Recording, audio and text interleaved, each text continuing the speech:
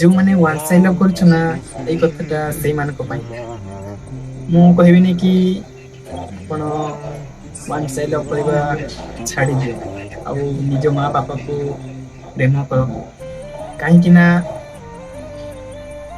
One side love ଏମିତି ଗୋଟେ ଜିନିଷ ଯେ ଯେତେବେଳେ ଫାଷ୍ଟ ଟାଇମ୍ ଆପଣ କରିବେ ତାହେଲେ ଆପଣଙ୍କୁ କିଛି ଫିଲ୍ ହେବନି ଆଉ କିଛି ଜଣା ପଡିବନି କି ମୁଁ ଭୁଲ କରିଛି ନା ଠିକ କରିଛି।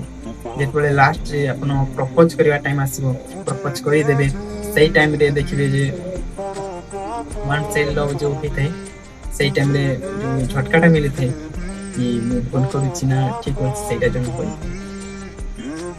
ସେଇ ଟାଇମ୍ ଯୋଉ କଷ୍ଟଟା ହେଇଥାଏ ସେଇଟା ଯିଏ ଫିଲ୍ କରିଛି ସେ ହିଁ ଜାଣିଛି। ଯୋଉମାନେ ଫିଲ୍ କରିଛନ୍ତି ସେମାନଙ୍କୁ ପଚାରି ଦେଖିବେ।